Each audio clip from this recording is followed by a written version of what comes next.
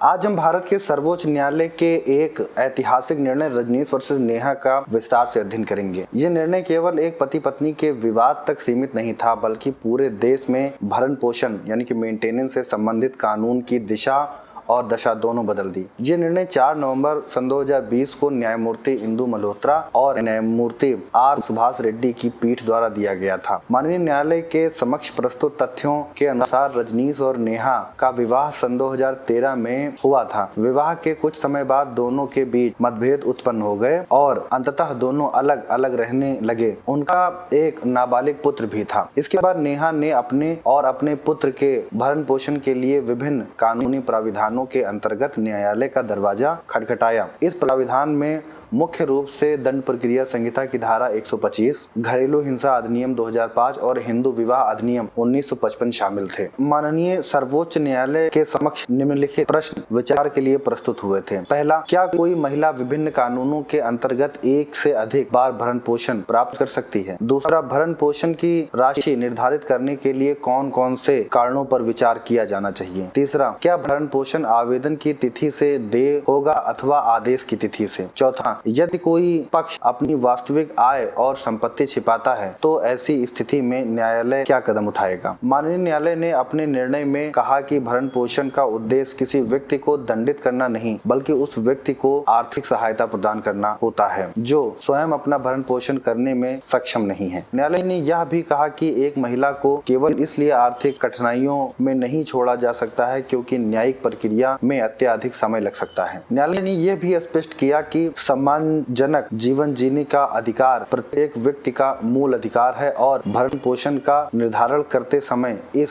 सिद्धांत को ध्यान में रखा जाना चाहिए। न्यायालय ने यह निर्देश दिया कि दोनों पक्ष अपनी आय और संपत्ति का पूरा विवरण प्रस्तुत करेंगे। इस विवरण में निम्नलिखित बातें शामिल होंगी, जैसे कि वेतन और अन्य स्रोतों से प्राप्त आय, बैंक का विवरण, अचल और चल संपत्तियां, निवेश, बीमा पॉलिसी और मासिक आय। न्यायालय ने अपने निर्णय में कहा कि भरण पोषण की राशि निर्धारित करते समय निम्नलिखित कारणों पर विचार किया जाएगा: दोनों पक्षों की आर्थिक स्थिति, सामाजिक प्रतिष्ठा, बच्चों की आवश्यकताएं, शिक्षा पर होने वाला खर्च और विवाह के दौरान अपनाया गया जीवन स्तर। न्यायालय ने स्पष्ट किया कि यदि पत्नी कार्यरत है तो केवल इसी आधार पर उसे भरण पोषण से वंचित नहीं किया जा सकता है। मुख्य प्रश्न ये होगा कि क्या उसकी आय इतनी है कि वह सामाजिक जीवन यापन कर सके। भरण पोषण की तिथि के संबंध में निर्णय के प्रश्न पर विचार करते हुए न्यायालय ने यह निर्णय दिया कि सामान्य परिस्थितियों में भरण पोषण की राशि आवेदन की तिथि से देय होगी। न्यायालय का मत था कि यदि आदेश पारित होने तक प्रतीक्षा की जाएगी तो इसे पीड़ित को अनावश्यक कठिनाइयों का सामना करना पड़ेगा। एक से अधिक मामलों के संबंध में न्यायालय का दृष्टिकोण